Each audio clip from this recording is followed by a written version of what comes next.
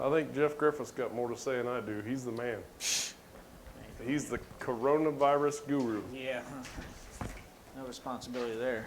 Hey, Jeff, this would be a good time for you to retire. Well, you know, I called today. I said, what would it take for me to retire? Jeff, would you like another chair to put all your stuff on? No, I called the lady. I said, what would it take for me to retire today? They probably got a moratorium on your retirement, don't they? No stop loss in the VA. Matter of fact, they're all sitting at home But waiting. you guys were like the military up Nope, there. no stop loss. I checked. She goes, send me your papers. I'll process you out.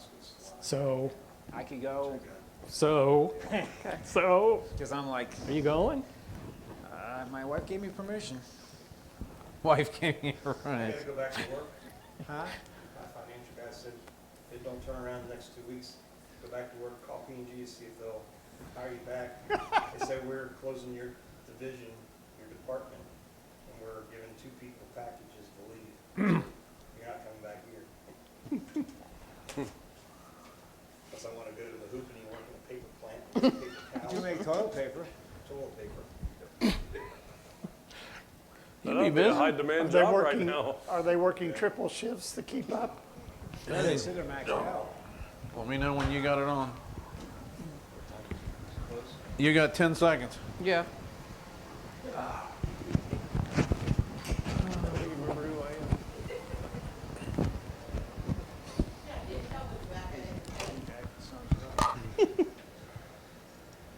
7.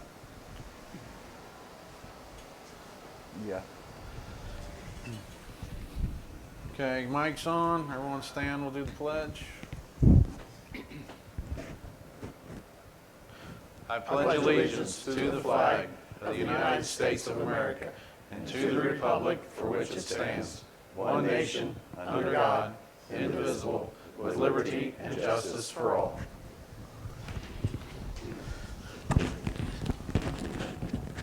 Morgan Township meeting, March 23rd, 2020, 7 p.m.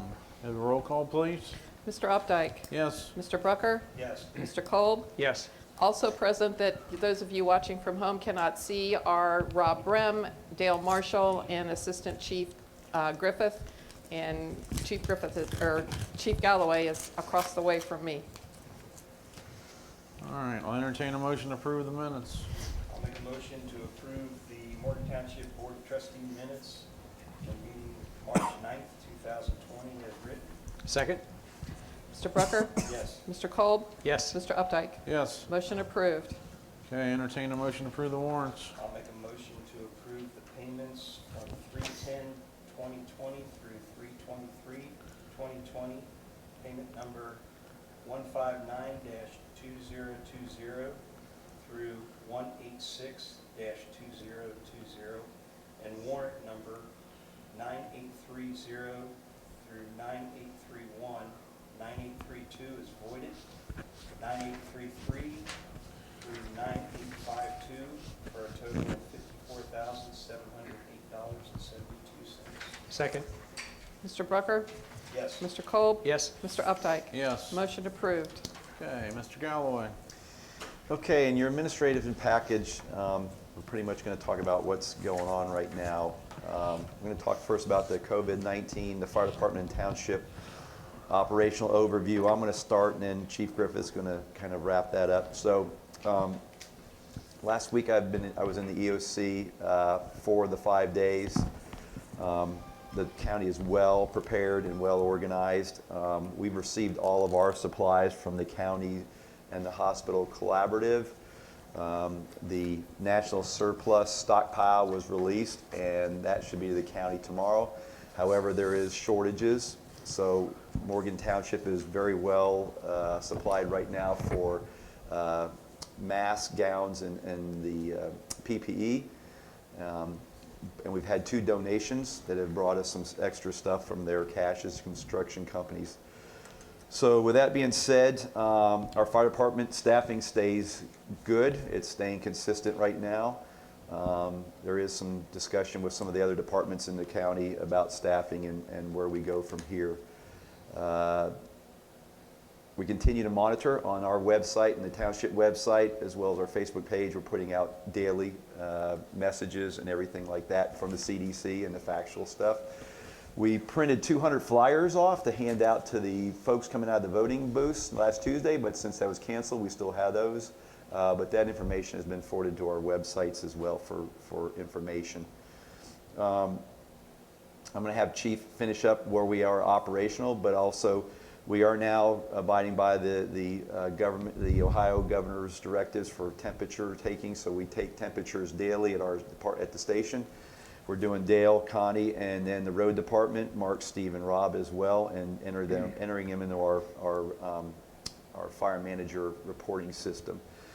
We have put to the contractors, if the contractors come into the station, they are to abide by the same rules of getting their temperature taken as well. I do have, and I'll make sure that Rob and Connie and all has this as well, but we do have the new, from the Ohio Department of Health, the new COVID-19 guidance for screening businesses and employees, and the requirements now for sending an employment home, the period of them coming down their temperature, and then the reasons and how they come back to work. So we do have that for either fire department or road department members. What is the temperature that you? 100.4. 100.4, and you're sent home, and you're in for a 72-hour, 3-day check to see if your fever comes down. If it then comes down from there, then you are allowed to return to work with no other symptoms of shortness of breath. If it lasts 7 days, then you proceed to the next step of getting tested and things like that. But for that point, you're staying quarantined. We have not, that we know of, as of now, been exposed to any patients of it. We've been into other jurisdictions and come in contact with suspicious but not tested because they didn't meet all the criteria and the symptoms. But we have a policy in place, and Chief Griffin will explain that now, kind of abiding by the CDC's rules where, and I will say, I'll back up a second, dispatch is screening the patients. We heard actually yesterday where they screened the 6 symptoms, and they told a unit yesterday that the patient they were going to had 3 of the 6 symptoms. We get that information from dispatch, and we send one person in full PPE. We don't all go in because of the shortage of PPE. Plus, we want that first person to make the contact with them, make sure the symptoms are there or not. So that's all in our policies and our procedures, and I'll say Chief Griffith and Lieutenant Galloway have been up totally on our policies and have revamped them and added new policies for the everyday changing of the COVID-19 rules, regulations, and the policies and procedures. So, Chief, you want to ad lib Sure. and add on to what we've done? I've been in contact with our medical director, Roderick Huff, and he and I have gone back and forth about the best practices. To give an example, he's an ER physician. He's given 110 N95 masks per shift and told, you hear me? He's given 110 N95 masks per shift, which is his shifts are 12 hours, and he's supposed to make that last. The hospitals are in very short supply. Last Friday, a nice man on Northwind knocked on my door outside and said, I'm in construction. I heard the president said to donate this stuff, so I'm here. And he made a nice donation of some N95 masks, which I told him I don't think he realized what he was doing, and he really didn't. But I tried to get that across to him. So he owns some kind of construction concrete company. Can't say enough about people who do something like that. And he wanted no recognition. He said, take care and God bless, and pulled away. So I told him he's changing lives with that because the stuff is in such short supply. Yes, on Northwind. Thank you. So Dr. Huff and I, the emails coming out about COVID-19, you can't keep up with them. It's changing every minute. So we wrote the policy of PPE to reflect what we think is the best practice at the moment. So to keep from having to redo it all the time, basically the last sentence is as dictated by the CDC policy, because it changes every day. I check it every morning. And so when the CDC policy changes, we push it out. The problem is that the CDC policy is degrading as the lack of PPE is degrading. So we're going to keep it at what it was, not what it's going to, because it's less and less.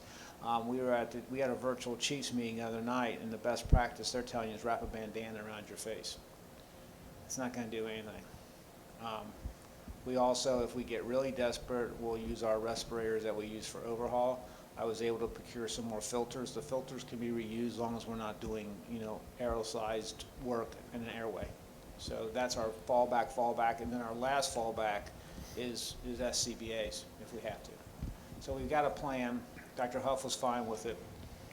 We also talked, and we don't know what's coming down the pike, but we have decided to limit the number of hospitals that we're going to take patients to, effective last week and until this is over.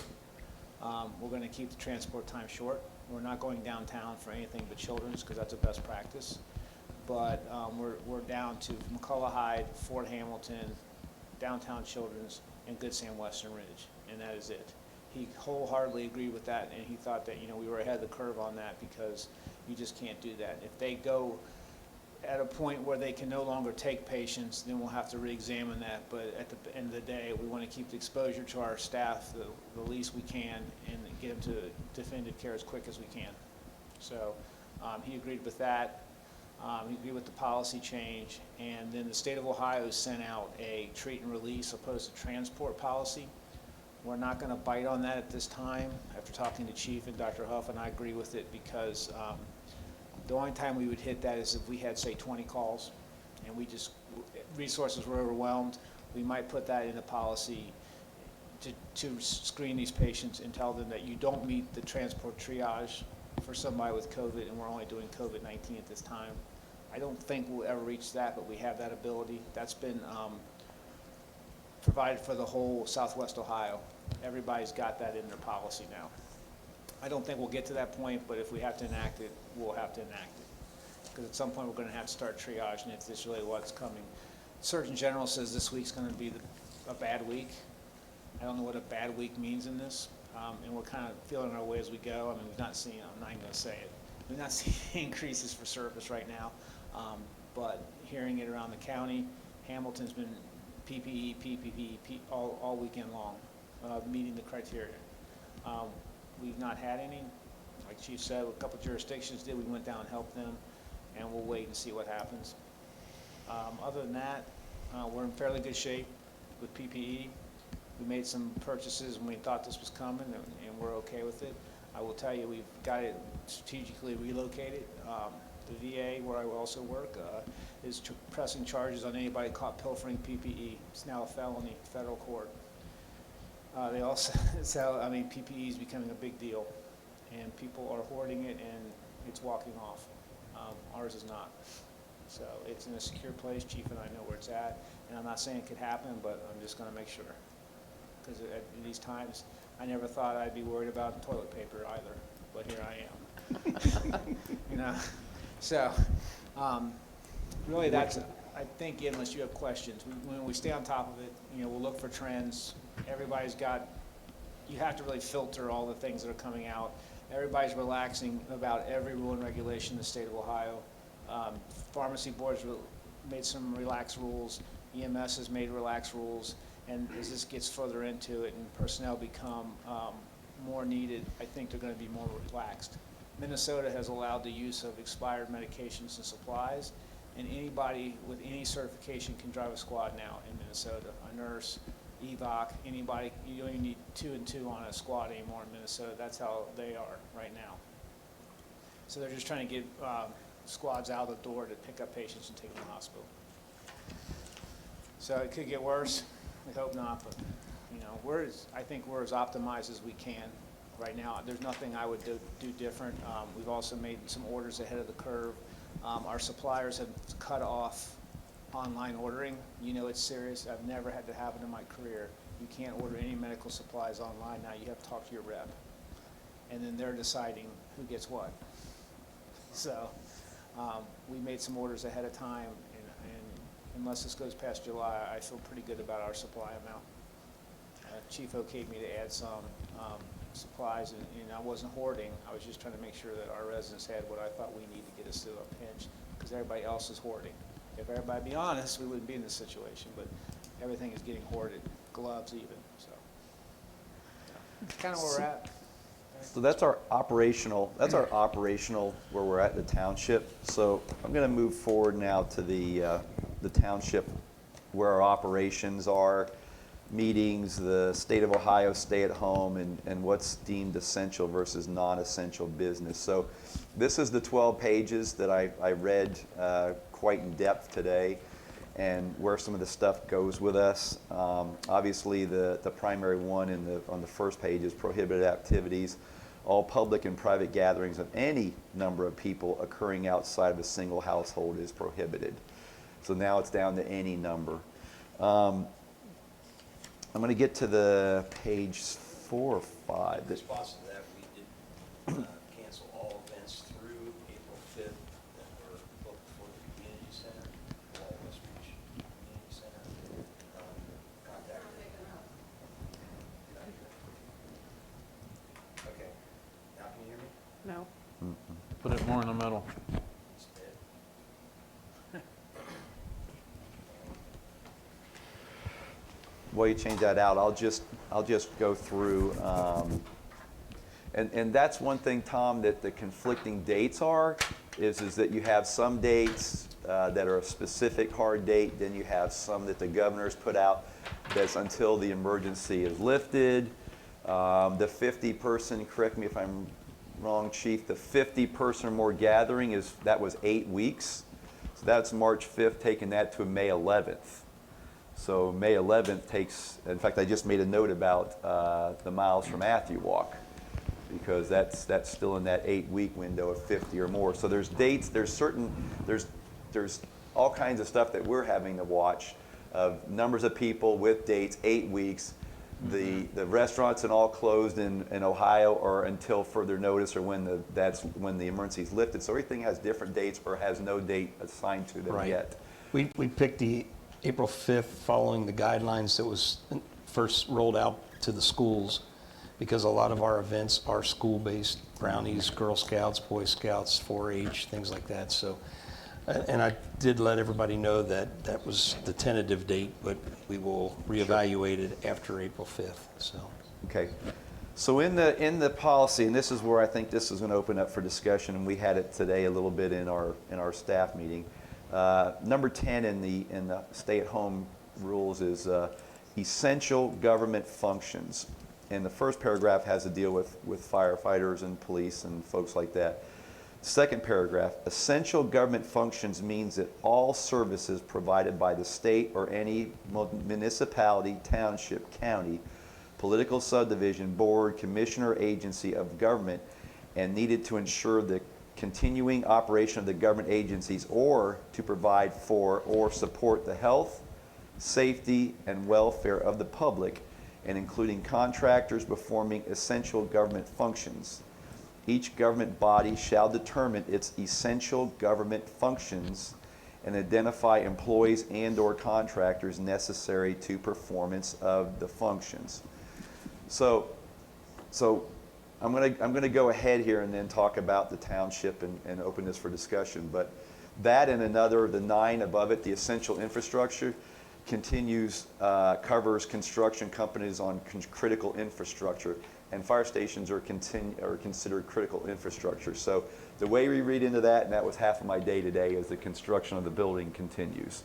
And with that having a tornado shelter in it and spring storms coming up, plus we just don't know at the moment if we're going to have to sequester people at the station, or if we're going to have to bring in extra folks, and we'll be overwhelmed in that small. So our reading is, and I talked to both the construction company today and the architects, because they have other projects in Ohio, is the way they read this and got their ruling from their attorneys and lawyers is that is essential government functions is still containing to do that. But they know, they were told last week, if any of them step in the station, they go through the same procedures of the temperature taken and all that. So now we get to the township. And we talked about this today, what's deemed essential and what's deemed not essential. And I think it's open for discussion now on zoning. Is zoning an essential or non-essential in having people come into this in here, or do it remotely? We talked about Connie, and it does address here in the very back. It addresses that for the functions of minimum basic operations, and one of the words is for minimum operations is to process payroll and employee benefits and related functions. So for that, Connie would come in and do bills and stuff, but Connie comes in a lot of the day as well and stays at the office versus not doing those essential versus non-essentials. Rob and I talked a little bit, and I'll let Rob speak up as well, is, what's essential. He had Kurt James coming in this week There was an issue deemed that he's had some calls in Hamilton that may have contact with some folks. He doesn't know that yet, but him and the road crew felt a little uncomfortable with him having that exposure, so Kurt's been put on, don't come in right now. But again, what's essential, what's not. We talked about they're removing a big tree tomorrow, which is essential because that's part of the culvert project that the county is going to do here on Lehigh. So again, you know, I've reached out to Rob, I've reached out to Dale, I've reached out to Connie today of what talk about your departments and what you think is essential. Mowing roadsides, you're in a tractor by yourself and you're not in contact with other folks, things of that nature. So I'll just throw this out there now of what the trustees think is essential and non-essential for everyday business. Obviously, we have to stay open at the fire department, but on the daily township operations, you know, what's your thought and all for limiting exposure in here or deeming it essential versus non-essential? My first thought is, can you hear me? Now can you? Okay. All right. My first thought is that we close the building. So any interaction as far as whether it's You're going out. Put it in the center. it still isn't. It's gone dead too. Grab the mic.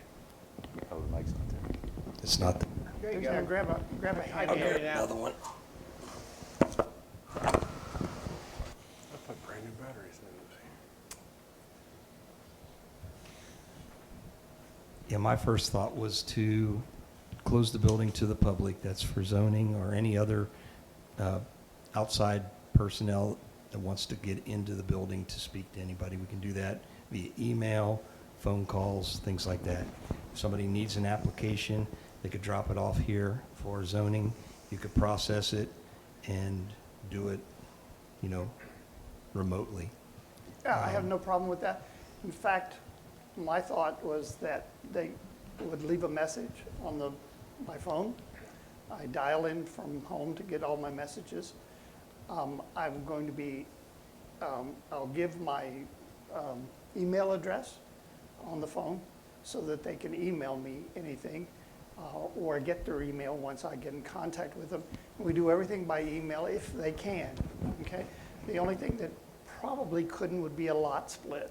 And then I would just, you know, I don't know how. But how essential is that? I mean, It's- can that right, wait? it can a wait, couple weeks because they're or a gonna have to month? go over to the engineers and the recorder's office and Right. everything else like that, so yeah, they can wait. And we also, at the fire department, have a WebEx, up to 50 participants. I can set the meetings up, give you the codes, and you can WebEx even from your phones. You don't even need a computer anymore. You can do it on phones or computers. Are they still issuing building permits out of Butler County? Yes, they are, but it's slow, because they've got, my understanding is from several people who've gone over there, is you drop it off in a drop box inside the door somewhere, or one door, and then you can't go past that as a person, and then they will call you when their permit is ready, from what I understand. Yep, the county offices have sent a lot of their folks home and they just have very minimum staffing Right. at the physical buildings. The rest of them are working remotely from home. I know that's the And auditor's office, the recorder, all those offices, because we've gotten that from EMA, what offices are in the county government. So most of them are scaled back and are remotely working at home. But that's the thing that we talked about today, and Rob, maybe we can come up with some kind of a drop box out front of some kind that they can drop plans or something in there, and then Dale can come pick them up randomly during the day. Because we don't have a slide in the door like you used to put mail through a door. We don't have that. It's Right. some I way like to the relieve it. Dropbox idea. You use a mailbox. Go get one of them like lockable mailboxes. They just drop it in there and Yeah. there we go. I mean, that would work for me very well, because, I mean, like today, I handed Chief, the Okeana Food Mart suddenly decided that they want to redo their kitchen, which they had been planning to do anyway. And so he came in today only because we hadn't decided this, okay? We filled out the application, he paid the fee. I've yet to improve it because it's got to go over to the fire department to look at the necessary kitchen fire protection, et cetera, et cetera. So when I approve it, I will arrange for him to pick it up somehow, okay? If and when we do. But that was basically what I was thinking, guys. As long as I have permission to take the laptop to my house, okay, because I have all my files on it. I just don't want people coming to your house. Well, I won't bring them to Right, my house. yeah. I mean, my wife said that too. Teresa Right. said that too. So she says, no, they don't come. Last Thursday, I did because I was off for a different reason. I had a lot split that I took care of last Thursday. But no, I will set my phone up and everything else to, I could have it forward to my cell phone, but I don't like that idea. And everything, but I'll just have them make sure that you must leave a message, and I will get back with you during that particular time. And I will do it all through the week. It won't necessarily be, I won't have Wednesday off. Okay. AAC, I got a question for you. You had mentioned about hospitals where you're transporting people to, patients. Do you ever foresee a requirement where you cannot transport a patient to somewhere? Yes, actually, I was privy to some planning today, is they are actually thinking of using the Coliseum, if this gets really bad, as a hospital. That's the Health Collaborative's plan right now, is a mass casualty center at the Coliseum. I know they're doing the Javits Center now with the Yeah. National Guard. Yeah, and the Chief alluded to, the National Guard's doing feeding stations. Ross Local Schools, my wife was there today. They did 1,500 meals for 2 days for 7 days that they're going to distribute tomorrow. You could never accommodate anybody here in our facility if you had No. to, right? No, you'd have to use what they're also looking at, I understood, is possibly making one hospital the COVID hospital in Greater Cincinnati, and everybody goes there. That's on the table too. The VA is also making plans to take non-veterans, and Children's is emptying out to take adults. So everybody is kind of saying insurance doesn't matter, this is a national emergency and we're going to do what's necessary. The Health Collaborative is driving this, which they bring every healthcare system, pre-hospital, EMS, everybody together. And they're working to come up with best practices because it's unknown. Well, the reason I asked is the chief was mentioning continuing construction. I think that is probably the most important thing that we have right now, is to continue that at full speed ahead. Yes. Yep, because that'll add space if we have to quarantine. That's the other thing. One of our staffing matrix is if we get to a staffing issue, because as a part-time department, a lot of our folks work other places, both part-time and full-time. So we don't know what the full-time requirements are going to be if they go down to a lower staffing, because there's already firefighters in the county that are quarantined or under observation.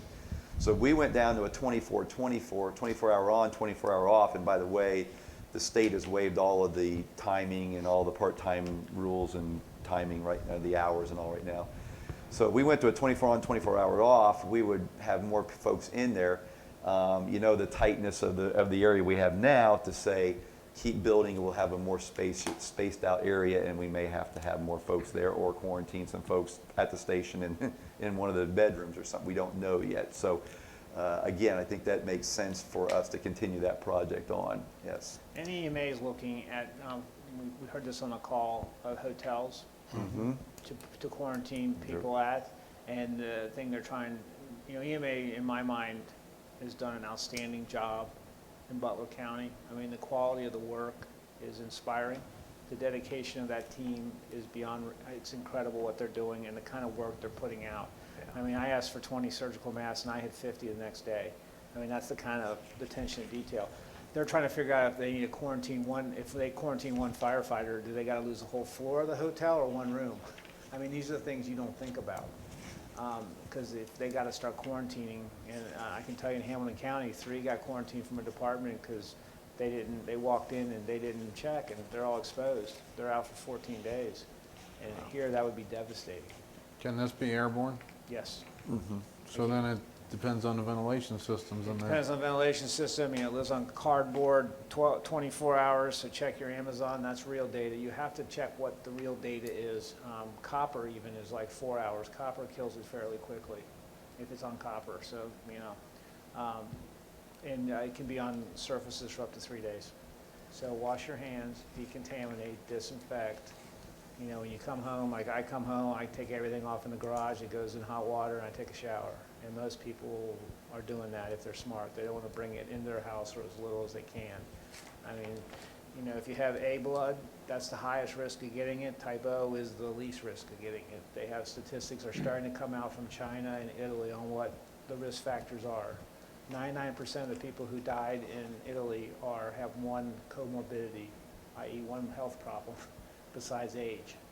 Hypertension, cardiovascular, something. But it's confined usually to, you know, medically at risk.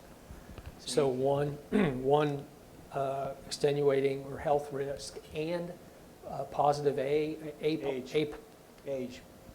Oh, I See- thought you said the No. blood type was a Blood factor. type 2A. A is the most at risk right now, Right.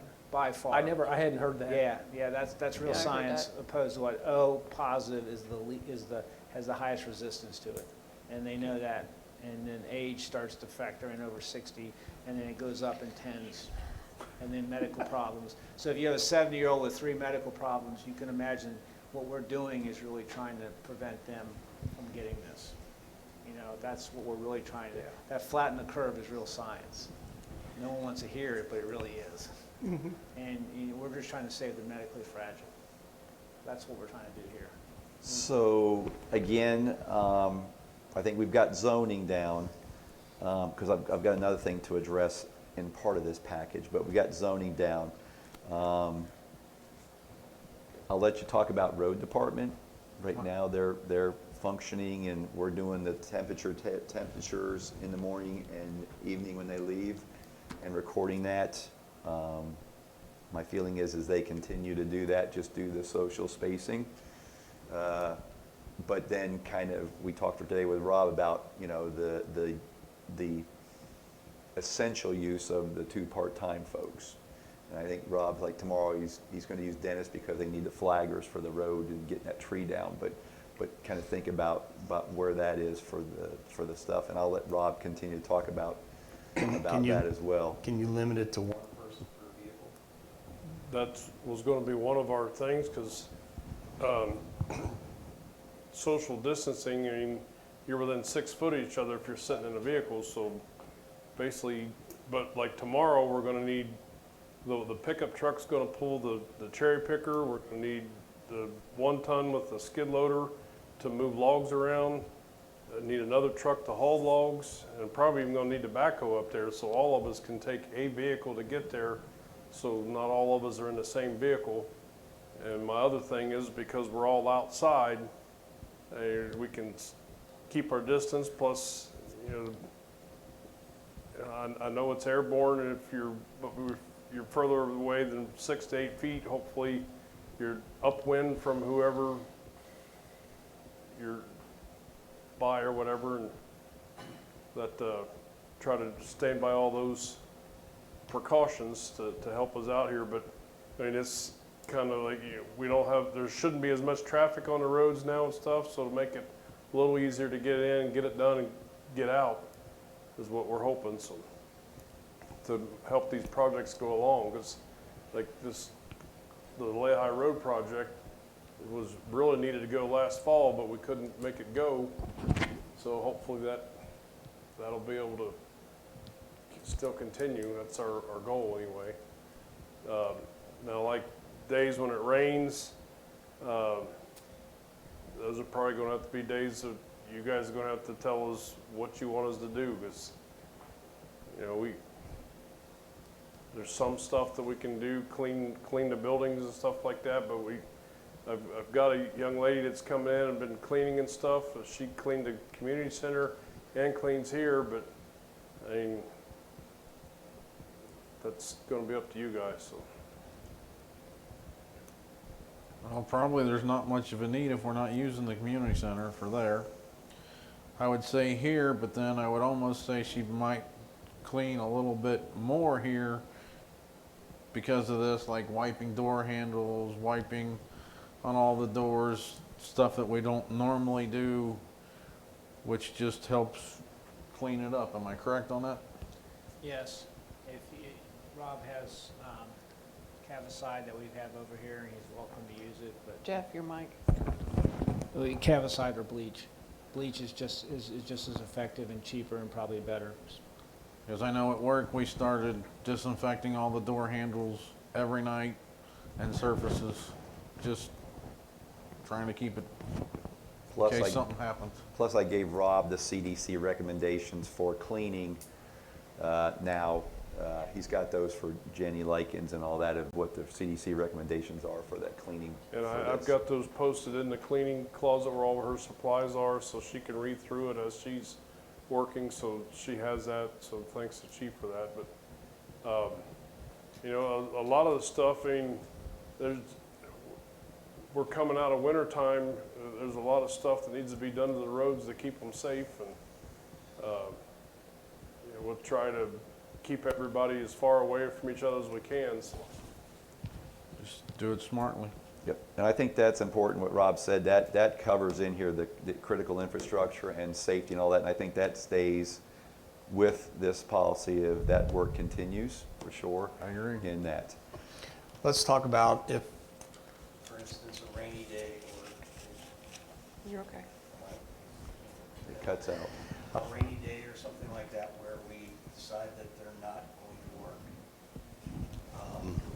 it's not their problem, they didn't call in, they're not sick. I don't think that should go against their PTO or anything like that. They should be paid as if they were working.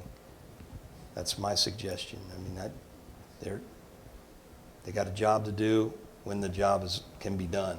But if it can't be done because of Mother Nature, it's not on them. I don't think they should go without pay or take vacation or PTO. That's my suggestion. You good with that? Yeah, sure. You good with that? Yeah, for now. Okay. Okay, let's talk about Connie, and then I need to address this, which kind of takes into what you just talked about, Tom. So fiscal, so essential, not essential, is definitely essential is payroll and bills.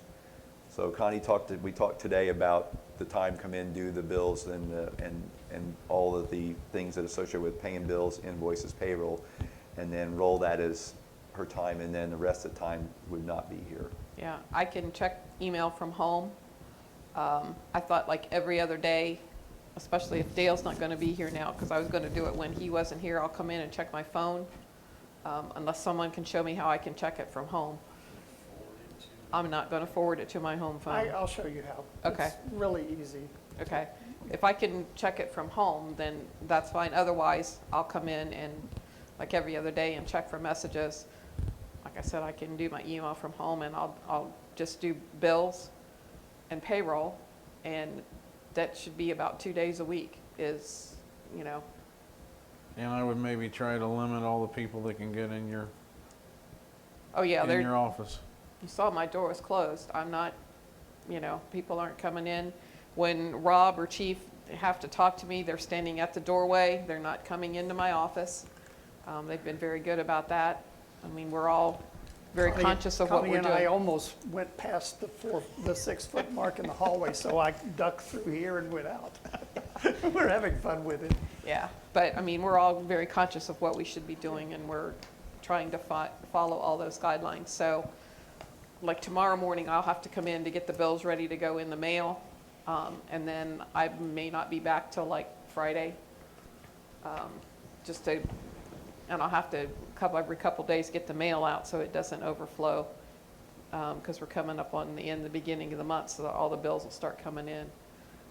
But again, I'll do that. There's nobody here most of the time during the day. I can avoid the guys in the shop, so that limits my exposure, you know, and I sanitize when I come in, and, you know, and whenever I come in, I'll go to the fire department first so they can check my temperature. Okay, so the one of the directives in here is something for discussion as well, is ensure that your sick leave policies are up to date, flexible, and non-punitive to allow sick employees to stay home, care for themselves, children, other family members. Consider encouraging employees to do self-assessment each day to check if they have the COVID-19 symptoms, including fever, cough. So right now, Rob, what did you guys say you get sick time a year? 6 days a year. 6 days a year, so that's 60 hours. That's 48. 48 hours. So if they have to get quarantined for 14, that's over what they're allowed. So, excuse me. So I think the key word here, if a family member has it or something and they need to go home, is our policy. I don't think we need to rewrite our sick policies, but I think we need to be flexible with those. If one of the employees either suspects a symptom, came in contact with one, or is going home to care. Right now, the biggest thing that I see, especially it's affected the folks staff in the EOC, is that child care issue with schools out and child care and all that. So, and then the kids are getting sick and things like that. So I think the township just agrees tonight to be flexible if one of the employees has to. If there is somebody that can't work for an extended period of time, typically you would go on to unemployment. Mm-hmm. So that's an option that the government's setting up now to handle. We're in a little different situation as a state government-funded organization, but how would that play into limiting the cost that it could be affecting us if we have to send You 3 or gotta 4 or 5 remember- people home? There's another, Employment or disability? It's unemployment there's is what another they're talking. issue you're not examining, that they passed a law federally that employees who don't get sick leave, say myself, Yeah. and I get it on the job and you send me home for 14 days, you got to pay me because I don't get sick leave. That's a federal That- law that was just passed. Yep. So employees who do not have leave status have to be covered by their employer for the whole 14 days of quarantine. And that is what the departments are doing now. The part-time departments, Oxford's initiated that, Fairfield Township's initiated that, several of the other ones talking to the chiefs have initiated that because of that. Is if we have to send them home. So what would So- happen if it would go further than that, though? That's being addressed at the General Assembly, at the state level, that's being addressed. But right now, it's 14 days, up to $511 a day pay, so none of us would be at that level, but if you had some corporate employee who got that, 511 is the most they can charge back to their facility. Okay. And it's also being discussed about if they go over onto any of that, is it work comp related for them being exposed, and then the illness. Kind of had a good point today, is then would it go against Morgan, is there a work comp claim to us versus it's a general thing because this is a rampant pandemic. So there's 4 questions, that's 2 of the I don't ones think that are being. sicknesses would ever go against a work comp claim. Well, we're just going to clarify that because we sent them home, they got exposed on Morgan Township. It doesn't go against Morgan Township as one of our claims to raise our premiums and stuff. That's what we're doing is it's just a general. It doesn't go against anybody. It doesn't go against our township or anybody else's, and raise our premiums. It's just a generic work comp from the COVID-19 exposure. How can you tell So- where they were exposed, though? Well, the issue. it's going to take that detective work to go back to see if they were exposed to a patient and all that, and then you don't know that either. I mean, Majority of the cases, you look at them, you say travel, Determined under investigation, Yep. So, Yeah, because you have up to 6 days Yep. incubation, so and that's if it's community spread. I mean, it's going to be hard to find the Pinpoint it. bullseye where that is. yeah. And you've got to remember, if they go on unemployment, they're not getting 100% of their pay. They're Right, going to be they- lucky if they get 60%. 66.5, I think, is Yeah. what it is, if I'm not mistaken. I don't want to see us lose any of our workers because of that, because they're counting on their income to support their families. Some of us that are retired, it's not quite as critical, but, the road department guys, they've all got families to support. They're not going to be able to exist on 66% of their pay. Well, you wouldn't have any trouble doing it for 14 days if you were a quarantine situation. But if you went for months, then you would. You're And right. we don't have enough people anyway to be in jeopardy of a financial concern. I think we can all well afford to take care of who we have. I agree. I Yeah. think after the 14 days, then we see what the trend is, what the Yeah. Ohio is coming back and recommending as well after that 14-day I think the key self-quarantine. word is flexible, be flexible. Flexible, Just, yep. we've got our handbook with our sick leave and all that, but Yep. in this time, It's- this pandemic, And it we're changes by the flexible. minute. It's a whole new Yep. ballgame. Yep. Okay, so to close this out then, let's just confirm that effective tomorrow, is tomorrow going to be the effective date that zoning will be closed and working remotely? Remotely. Virtual? Okay. By the way, the EOC is now virtual. They only have a limited staff and there are about 5 to 6 people. They've gone virtual as well. So zoning effective tomorrow will go virtual, at home, okay? Finance, fiscal will be limited to payroll bills and invoices, okay? Road department will continue to function following the social distancing and the mandated requirements by CDC. That good? Good. Sounds good. Okay, perfect. Any more questions on that? No, sir. Okay, we're going to go over and make this real fast on my end from the fire department. So because we're in a 3-week window before the next meeting, one, I need a motion for firefighter EMT Jeff Maddox. He'll be on his 3-year anniversary effective 4/19/2020 at an additional 15 cents an hour, raised to $15.60. So So moved. moved. Second? Who made the first motion? Okay. Mr. Kolb? Yes. Mr. Brucker? Yes. Mr. Updike? Yes. Motion approved. Carol? 26-2020. Thank you. Thank you. You got your invites today for the station, the edition tomorrow for the WebEx at 9. So the Brand Center and Carroll folks are staying in Kentucky and doing the WebEx. AC is going to do WebEx. I will be here. Pete from Empire will be here. If the 3 of you choose to come with Rob, we'll still do this spacing and we'll have that AC, the laptops in the vehicle to get that set up for the WebEx for tomorrow. So you're more than welcome to do the WebEx, or you're welcome to the local. We can stay in this room, space out, and still follow the distancing. You should have each gotten an invite today. I got the invite. I seen it before we come. Perfect. Okay. Are you perfect. expecting to go to 11? I saw you I just 8:45 to 11. I like it to start a little early so people can start logging on. It doesn't start till 9. The chief said give 2 hours. I don't know. I always like to add extra because it's always hard to add extra on at the end. So I just made it 2 hours. With some of the critical things that were discussed this afternoon with Ian, we could go to 11. I'm just saying I'm not really happy with the situation that transpired today, and we can have that discussion So do we just offline. log in right through your email? Yeah, you should have gotten an invite. Might go And to on that 12. invite, if you click on it, it'll And take. that's how it'll bring it up? Okay. Yeah. Or there's a phone number. If you don't want to see visual, you can just dial into the phone number and talk and listen that way too. There's 2 ways to do it. If you have a Okay. web camera on your thing, you can do it that I way. don't have a webcam. So you might just want to hit it and call in. Okay. How do you want us to be aligned with you tomorrow as far as what your concerns are?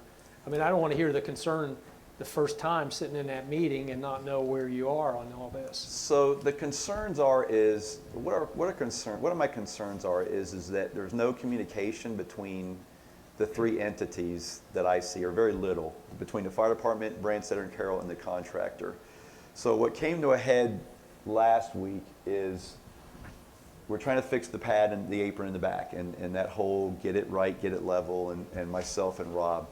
So one day, Pete, the vice president, comes up and they suggest, let's do it this way, strike some lines, let's see the measurements. Rob and I and Pete and Brian, the job suit, go out there. 2 days later, unannounced, Ian from Brand Center Carroll comes up and he's like, oh, that's not going to work. So emails go back and forth, and then the email that finally did me in was from Ian that says, I'm done with this back and forth. I'm done with you, Pete. Well, if basically Pete and Ian, Brand Center and Carroll and Empire, would get on the same page and all come the same day to the parking lot, or come to the same day to where the electrical boxes need to be in the building, come to something like that. I looked today, I've got over 200 emails in my box from that building. And within that, you have this email trail of 18 emails in one email. They go trail. And then the 15th one down, there's like, oh yeah, we picked avocado green for the side of the building. Well, who picked that up in an email trail?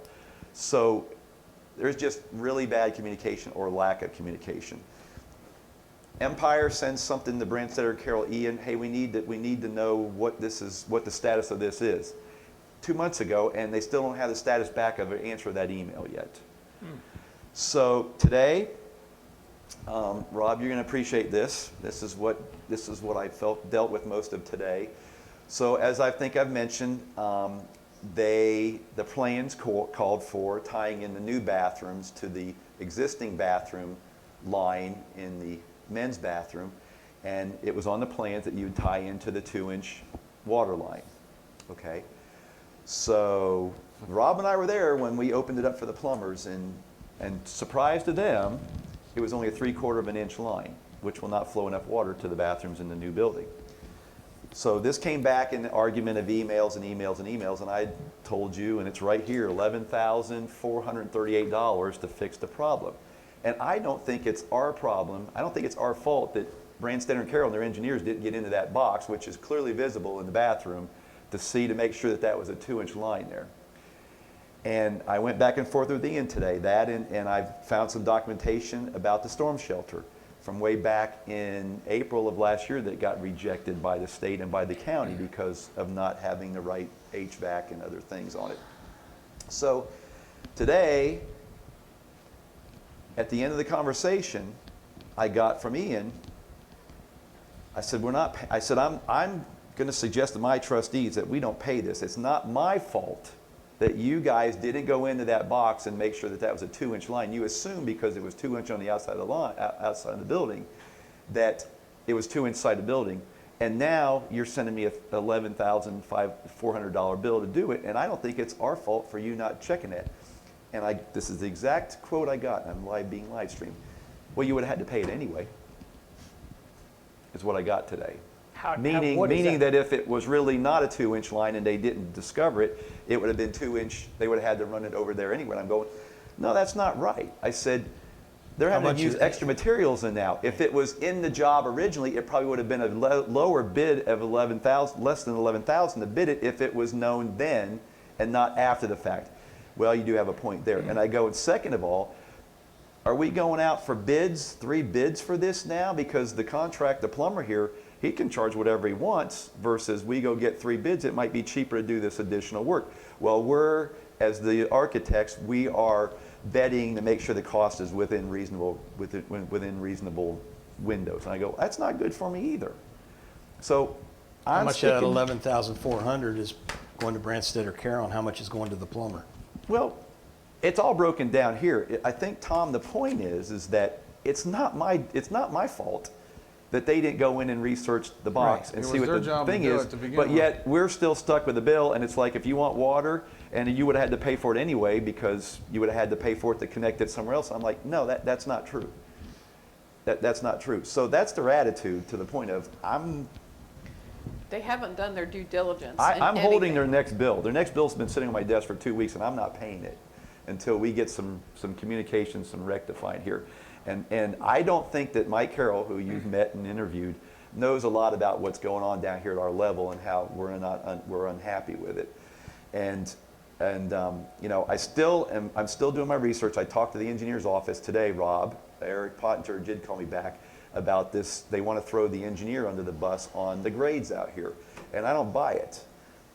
So there's a lot of things that aren't adding up, but today, like I said, I found some factual stuff from back in March, April, and May of 19 where the storm shelter plans were rejected, and I don't know wherever that went, and then the grades for the back parking lot. So they've got some answering and explaining to do to me and to us, I think. But again, if you say, yeah, we need water in the building, we'll go ahead and pay the $11,000. We're now with the $21,000 to the we're $21,000 basically over the 852, you know, without any contingencies built in there yet. We're 21,000 over because of that thing, and we're just going to keep going over and over and over with things like this that is not our fault. So that's kind of what it is tomorrow, plus the communication. I mean, if Mike Carroll going to be on the call tomorrow? Yes, he's supposed to be on there. His wife is sick, but he's going to dial in on the WebEx. Okay. But again, we're the owners. If you read my email, the first line was, we're the owners and we're the one paying the bill. And I'm not going to tolerate this. I'm done with your back and forth emails. You call me on Monday, things of that nature. Pete, Ian, they all need to come up here on the same day and talk these things out, and not one show up one day. Pete's good about telling us when he's coming, but Ian just pops out of the blue and just shows up whenever he wants to. And then we get these back and forth emails of like, well, you should have been there. Well, you need to write me a plan. It's to the point where I'm done with it, and I'm done with it. So that's what tomorrow I want to accomplish. And hopefully you're kind of on the side of me and Rob. We shouldn't be paying that 11.5. And Jack Grove said that's why they carry errors and omission insurance, because they made errors or omissions. They screwed up basically. So That's where we stand. So And you had a good discussion with Jack, and this is definitely Jack Grove territory. errors and omissions. And you've already had the discussion, so I think we know where we are. So there's where it is tomorrow. Starts at All right. 9, and then we go the 9 o'clock to 10, I believe, is the main meeting with all of us, and then the 10 o'clock is that construction meeting where you sat in the last time of where we at with certain things. So Okay. so that's that. So with that, I need so we do have a change order, but I'm okay with this one, and you guys made the decision. What Jack had said for the $1,000 or more, you made the decision. So Chief Griffith, I thank Chief Griffith. I feel very comfortable and confident now in our buildings set up for the future with IT, and with the IT and where the boxes are set, and the RFP that we wrote and everything like that. Chief, that RFP looked like a NASA space shot RFP from Northrop Grumman. That was 12 pages? Yeah. Well, Now, We Well, that was the wanted to short scale it version. down. Well, the one for the architect was like 16. I had 25, he made me cut. he Was cut it down 16, to and we 12. cut it back, and we were going to scale it down to like 2 pages, and we're like, well, that's not enough. So we've actually had 8 companies have so far 8, and we got another one today. I just another sent one you today. another Yeah, one. I got to I do had that 2 tomorrow. calls today. I had a call and an So- email today in my office. It's critical that we build to the future and all. So the IT and the things where the extra boxes are, and then where the 2 racks are now separated in the IT room, and I addressed that today, Chief, why there's no electric to them yet. That RP called for an additional $3,770 that would come out of the Building Fund 401. And that was proposed request for additional IT electrical changes. Add 2 quads, double duplexes to the training room. That's for the racks, for the IT racks and things like that. Some MDF to mount the things on. The other thing is in this RFP as well is, and I take the blame for this, is we forgot ceiling fan boxes in the 5 bedrooms. So you either have a box fan or you put the ceiling fans in there. So that was additional one. And then install 2 additional data rough-ins. AC, are these sealed bids, or are they open knowledge to know they what the seal range them is? and- They seal them and send them. So, Some are prevailing wage bids that are going to be extremely high. Yep. Some are going to be less. Some are less with the no prevailing wage. We had a couple out of Kentucky. It's like we don't do prevailing wages. Here's another one in that 3770 is security camera soften rough-ins for raceway and acceptable ceiling. So while they're putting the soffits in, they're setting that up. And then we needed the 2 sheets of plywood and that to put into the mount the 2 racks and all in the IT. So that was $3,770 for that. That is request- $3,770. $3,770 at change order for all the IT stuff that we added to the building.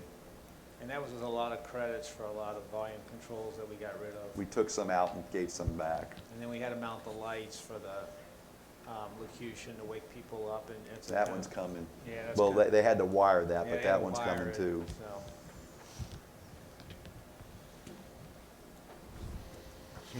A motion to approve that? That's Second. So moved. Second.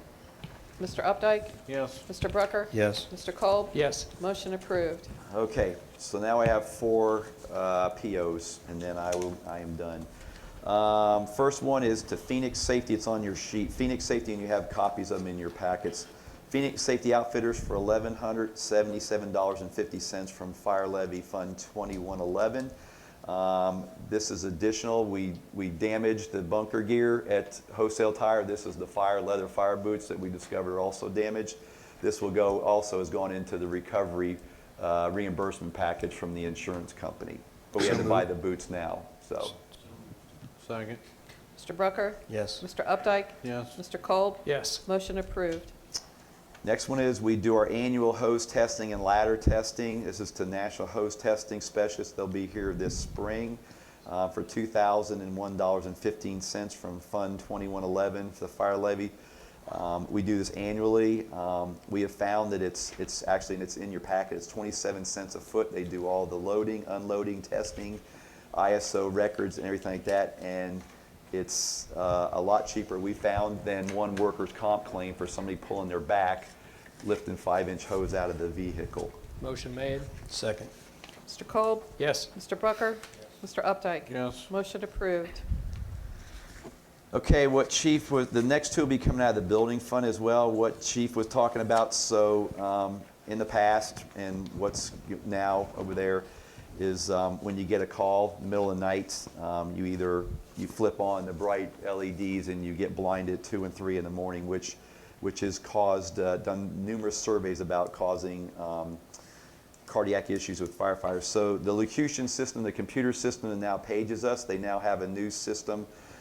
When the tones go off, it illuminates a red light in each bedroom, and it's a red light that actually starts off low voltage and then gets a little brighter as you kind of wake yourself up.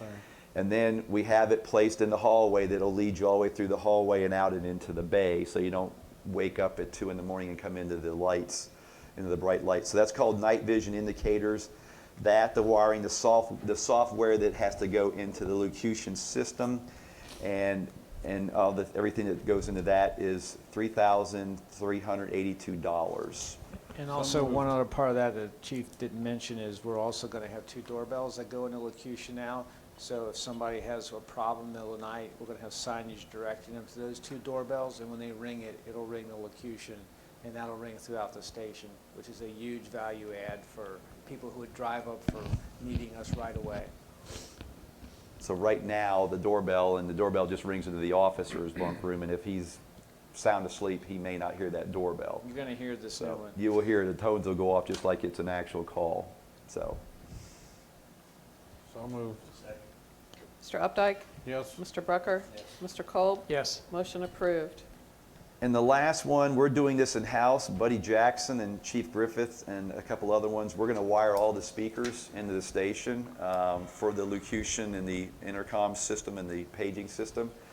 So this is to Annixter Corporation. We bought the speakers, the wiring, the rack that mounts the relocation of the amplifier. So we looked ahead, planned ahead when we knew the station was coming, the addition. And when the amplifier went, we bought a new one at 240 watts or something, which will cover all the speakers going through the station. So we need to relocate that into the IT room where the locution system is going to be relocated. And why didn't I put that? I got to go to my, sorry There's no about that. price on it. It didn't finish it, so it's on the quote in the back. Where do you see that? Oh, mine didn't do it. Did I get your copy? You might have got my copy, Tom. Will you read it for me, Tom? Thank you. Annixter Corporation for 21 bright white speakers at $75 each for $1,575. 500 feet of speaker wire at $50, and a rack mount kit for $30. Total of $1,655. That's it. Yes. So moved. Second. Mr. Updike? Yes. Mr. Brucker? Yes. Mr. Kolb? Yes. Motion approved.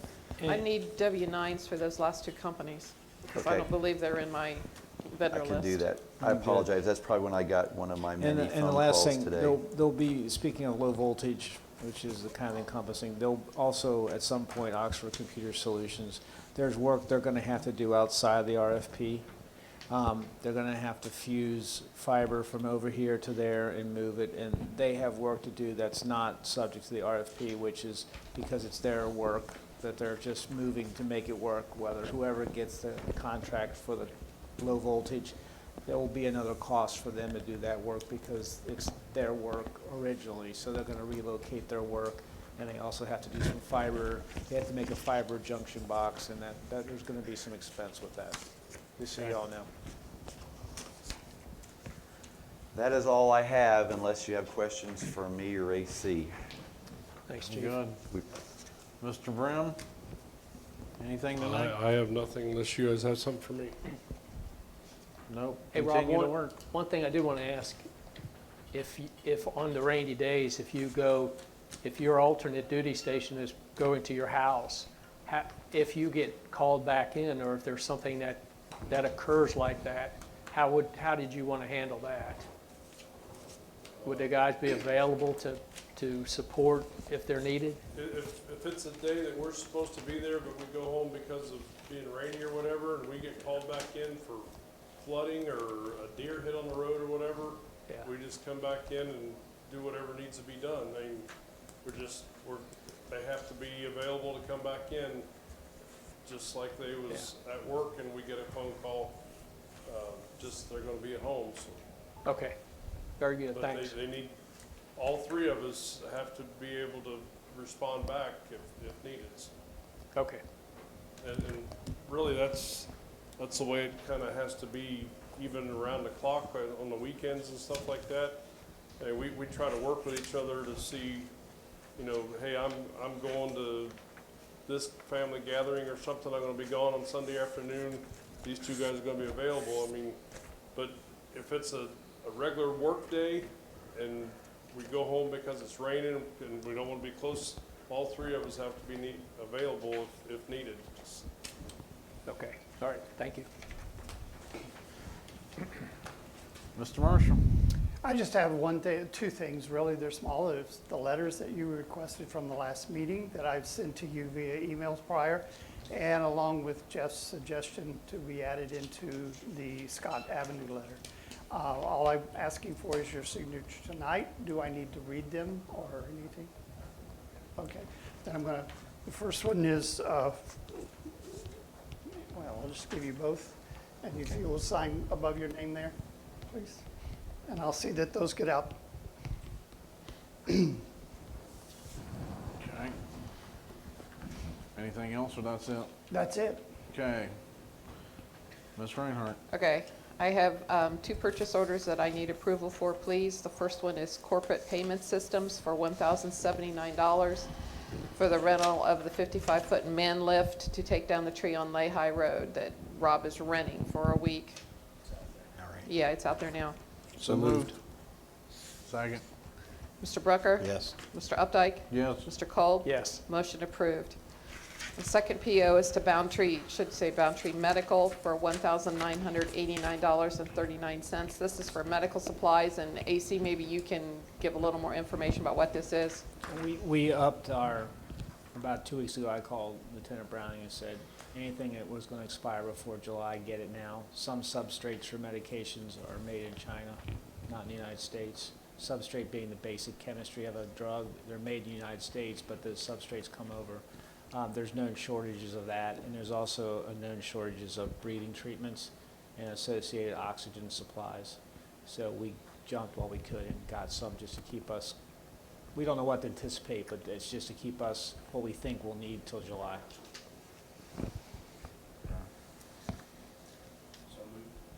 Second. Mr. Brucker? Yes. Mr. Updike? Yes. Mr. Kolb? yes, Okay, the next thing is we have to decide on the health insurance renewal that starts May 1st, so I really kind of need a decision tonight. I'm good. Okay, could I have a motion to, Approve the health insurance renewal by the Ohio Insurance Service Agency, which is Anthem Blue Cross and Blue Shield. Do I need to give the amount as proposed? okay, and that was with a 5% increase, this is correct? 5.1%, yes. Okay, Second. Mr. Brucker? Yes. Mr. Updike? Yes. Mr. Kolb? Yes. Motion approved. I got a letter from Liquor Control, the Department of Commerce, and apparently all of our liquor licenses in Morgan Township are up for renewal this year, and they want to know if we have any objections to any of the renewals. I talked to Chief and to Rob to see if they had, heard anything, something happened on the weekends or something that I might not know about, and they didn't have any, hadn't seen any problems. How many licenses do we have? Well, it said to go on the website and look, and I pulled it up, and it pulled up like Hyatt's and the Country Cupboard and the gas station, but it didn't pull up like St. Al's or the ballpark. And I know they both have liquor licenses, so I don't know if they're just doing like individual businesses, not like, like St. Al's would be organizations or what, but. I don't have any issues with any of them. Second. Okay, Mr. Brucker? Yes. Mr. Kolb? Yes. Mr. Updike? Yes. Motion approved. And the last thing I have is the real estate monies were deposited into our account today, just in the nick of time, so that we can make payroll for the fire department. Although I had a contingency plan, I knew how I was going to take care of it, but it did come in this morning, so the monies are in there. It was actually down about $60,000 from last year, the first half. I don't know where that $60,000 where it went, but last year it was over 700,000, and this year it was like 698 or something. So it was down about $60,000. So hopefully we'll make it up. What was that from? The real estate taxes, property tax. That could be some of them paying half and second And it half of could the be year. because last year, if you lot remember, of they them were paid giving, ahead of yeah, time. they were giving you the opportunity to pay with a little bit of a discount if you paid the whole year. And so that, I had thought about that, but you're right, Brett, that's probably what it is. Because I know it varies sometimes in years because of that. Yeah, Okay. Anything else, Connie? nope, that's it. If you Mr. need to Cole? get a hold of me, I think you all have my cell phone number. If I'm not in the office, please call my cell phone if you need me for anything. Mr. Cole? Just one question back to Rob on the trees down on front of Burwinkles. What, had we done anything with those trees, or did Jerry decide to go ahead and take those trees? Somebody got them, they're They're gone. gone. I can gone. explain that. Okay. I believe her brother got the wood, so we didn't have to go to the state. She did call me again and wanted me to call her back about a sidewalk. I've called her twice, but I have not had a response back. Okay, So that's kind of where we're at on that. that's all I've got. Thanks. Mr. Brucker? I received an email from a gentleman by the name of Stephen Schubach. He's, I think he says he works for American Transparency, but it was sent from the Ohio at openthebooks.com. And it was a public records request for a copy of any and all employees for the year 2019 fiscal or calendar. Each employee's record should contain the employer name, the employer zip code, year of compensation, middle name, first name, middle name, last name, hire date, base salary, base amount of overtime, gross annual wages, and position title. This data shall be broke down by employer, employee, and year. So I talked with Connie, and the UAN software that we're required to use does not have a query that we could pull this information out just by one simple request. And our policy for responding to public records says the township is only required to provide copies of still got It's the still other on. mic.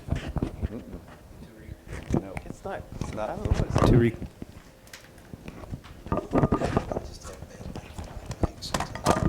It's,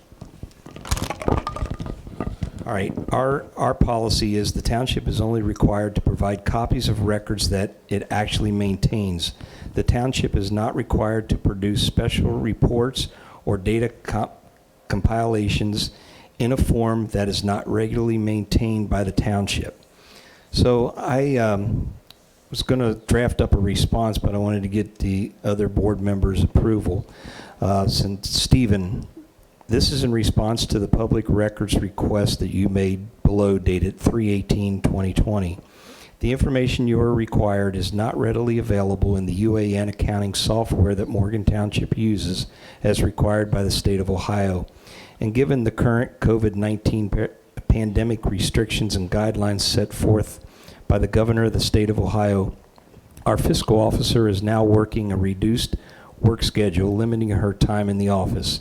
The information that you are requesting will take additional time to collect from different sources and compile in the format you are requesting that right now she does not have time for. At this time, the Morgan Township Board of Trustees have agreed that Morgan Township will not be fulfilling your records request. And then Connie added that maybe I add this portion of our policy pertaining to requests for public records in that response letter. well, also, if you don't if you don't have the record to begin with, we are not required to manually. That's what we're That's saying. exactly Yep. what that Yeah. says. That's what that's saying. So we had another request from this Open the Books, Ohio Open the Books, where they wanted our checking account to be on there. We discussed this at a previous meeting probably a year or two ago. And I think we talked with other township trustees, and they were not following or offering their open checkbook, basically. So if that's okay, if you're all on board with this, I'll draft up a response with this information and then add this portion of our public Policy. records policy. I'm good with this. Do you?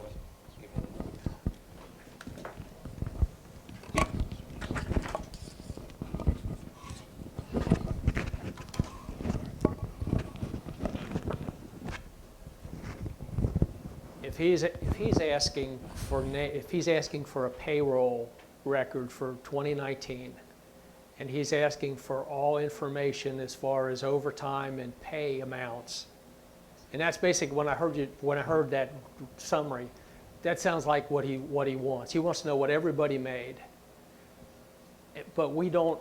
And if it's a matter of public, and you said zip codes and whatever you said too, but if he wants, that's something that is not readily, we can't tell, we I can't can produce tell it, something but like that.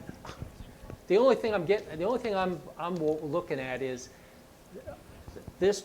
Obviously, this gentleman is going somewhere with this, and if we're not at least attempting to address the answer to what he's asking for, this won't be the end of this. The next shoe will drop. So if there's anything that we could give to say we attempted to be in compliance with this request, but I mean, I understand we got a lot of extenuating circumstances going on, so I can see, we can't handle it right now. I mean, it'll take a lot of time to do that. I can't put into UAN and have it bring up what he's asking for. I'm going to have to go in and go person by person, see what they made last year, what their hourly rate was, their date of hire, all of that. I'm going to have to make a report. And What our about- policy says that we don't do that. What about that record that you produce that shows everybody's check every 2 weeks? And you probably have, if you go back 2019, you probably got, 150 of those sheets of paper. But it's not showing their rate of pay, it's not showing their date of hire. Yeah. I'm still going to have to produce a different report. That's I right. can't just. You could see how much they got, but rate of pay is what they're looking. They want rate of pay, they want their salary, they want to know what overtime they got. I mean, all of that, and that's, the only ones that get overtime are the road department guys, except Chief and Tony got overtime in 2019 for the hurricane. So, you know, that all has to be taken into I mean, it's going to take a long time to put together what he's asking for in the way that he wants it. And the problem is with the ORC, if it's a record you got, they get it. But we don't have to manufacture a record to give someone. That's the way the ORC reads in the public records request. Is this a legitimate So, organization? last time I don't know. I'm trying to Google to see I if don't there's know. even It's, a- he, there's- the request came from this Stephen from American Transparency. It's P.O. Box We- in Boca Raton. Boca Raton, Florida. But it's for Ohio. We had gotten this a couple times back when Daryl and Nancy was here. Right. Yes, So we about sent this contracts. to Roger Gates, and Roger Gates said basically ignore it. So that's what we did. Right. Because you don't manufacture reports. If you have them, it's something that's there, then you give them copies of it. Because that's public record. But if I That's have to, public record. but if I have to manufacture a report, that's not public record. That's me putting something together. It's not public record, right? They did Yes, that a and they couple have years to ago be about our contracts. specific. If they give us, you know, they can't be just broad, wide range, and you got to do all this research. It's got to be specific, and that's what Roger Gates said. And we can always send that to Marianne Nardiella. I had to think of the name. Or you can do that. I mean, We're not ignoring it. We're responding. And if he wants to give us more information or more specifics. specifics, but if he was requesting the minutes from the meeting of March 23rd, 2020, we could produce that. We've got that, but we don't have to manufacture or fabricate it. Yeah, and in public records classes that I know the three of us have taken at different times, that has been said in the class. You don't have to manufacture what they're requesting. If you don't already have it in a report, it's not public record, and you don't have to put it together and compile it to meet their request. Correct. Okay. Okay to respond? Okay. I'll copy everybody on the response. Okay, the other thing is, again, I've brought it up the last two meetings, just to reiterate that come I think it's May 20th, our contract for our Wi-Fi will expire, and we will have to put new access points in. We'll need 5 of them total, 2 for the admin building, 2 for the firehouse, 1 for the community center. And we did verify that the community center would need 1 because we do need Wi-Fi down there, not only for the Board of Elections, but also in order to have a phone down there. So just something I just don't want to let it drop, and then we come in. What's our cost again, Tom? Our costs are, for 5 of them, they are $179 each. And the router for the community center is $302.50, and $75 in labor. So it's somewhere between $1,397.50 and $1,422.50. So, and that's based on, let's see, it's $75 in labor to install and program the router in the community center, and about a half hour to swap out each access point. So that's approximately $125 to $150 in labor. That's what the difference is. So it's $1,397.50 to $1,422.50. So, Well, we've got to have Wi-Fi. We can't get by without it. right. So, you know, given the conditions that we're under, and whether we're not sure we're even going to meet again and have a public meeting in 3 weeks, my thought is we need to go ahead and take care of it, and not, so that it doesn't fall through the crack with all that's going on. That's just my thought. Okay. You guys good with that at your station and that too? We're good with it. I'm just Yeah. wondering, Tom, since you rent the building, is that a benefit to them renting it to have Wi-Fi? To say, $120 to rent the building. If you want Wi-Fi joining with it, it's $150, $25 extra. You give them then the password to log in. There really is no password. Okay, I'm just It's- seeing how we make it up. It's general public. I was just trying to figure out a way to Yeah. make it up. I mean, we could raise the rate if we wanted to, but I think we're already so high that. yeah, we're we're- getting people not renting because we're higher than what. I mean, if you look at things, in other community centers and that, we're not out of line, but it was a rate increase, and people that rented on a regular basis saw that we went up, from $100 for the front room to $150, and $150 to $200 for the back room. They're like, wait a minute, why? Well, we've got additional costs now, and Just trying to cover costs is right. all we're doing. We're not making any money on it. We No. can't make any money on it. Yep, So, yep. But I will say this, it's hard to find it, and like when I rented it for the funeral, you ain't gonna get it any cheaper anywhere No. else for the facilities you get, so it is what it is. okay. So I'm good. Anything else? No, all good. The one other thing I just thought of is we discussed, I think in the last meeting, a $5 license tax that we had to make a motion by July to get it for next year. But that requires 2 open public meetings. Forget that. So right now, We that can't do can't that. happen to the point of I might try and reach out to the state and say, since we are no longer allowed to have those, is that date going to be extended out? Right, So just thought about that. okay. Didn't you say that would only bring 21,000 to us? Is Well, that? more than that. It's- It double what you're getting now. Where did I come up with the 21,000? Someone's, Well, it's more than I that. thought it was 27, but I may be wrong. What's that one again, Connie? The motor license vehicle I got it tax? here. Yeah,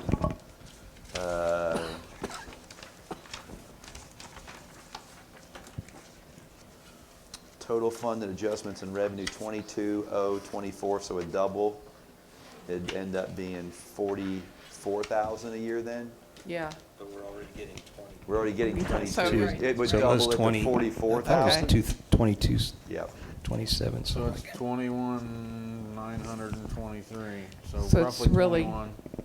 I mean, that's not going to really, That's not Right. gonna do a whole lot. it's not going to benefit anything. The only thing it might do is buy the materials to chip seal more roads. Rob, yes? So, I mean, that's about it. I know. Same with whatever the fire department did, everybody else. I'm not disagreeing with that. I'm just saying There's more people in favor of that than there are other things. but I just don't want them to think, oh, we'll do this $5 tax. Now they're gonna fix all our roads, because they ain't gonna do it. If you see where I'm going. It wouldn't even be a Band-Aid, No, so. 44,000 only cover half of 1 mile of road. Basically, you'd be able to pave half a mile of road with that. And that's only Might be close to us, chip sealing a mile of road with ours though. probably chip seal a mile of road with it, yes. But we already have 21,000 coming in, so it's not like we're going to get 44,000 We're only getting additional. We're only going to get half of that. Right. To add So up that's to- not even, that'd be a quarter of a mile road, from what we could do right now. Tom, do you need a motion for that Wi-Fi? Um, Yeah. yeah, think we do. But I don't have an invoice for it. Okay, so I mean, if we make it for $1,500, is that you- going to, I think that would be sufficient, and do it that way? yeah. Or just approve that they go ahead and, do it not to exceed $1,500, and then we can approve the PO when we actually get the invoice. Right, we could do that. I'll, hang on a minute. But I think we need to have some kind of a resolution. Okay.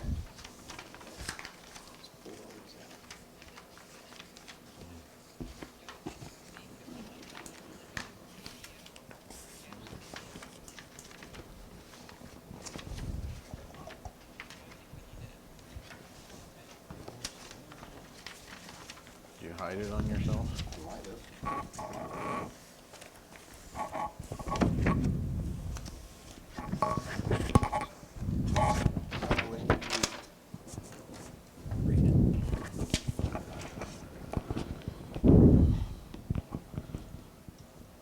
All right, I will make a motion to Oxford Computer Solutions to put in the 5 new access points. 2 in the admin building, 2 in the fire station, and 1 in the community center with a new router, and not to exceed $1,500. Second. Mr. Updike?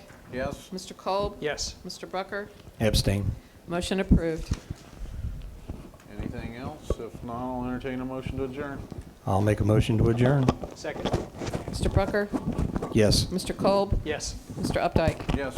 Motion approved. We are adjourned.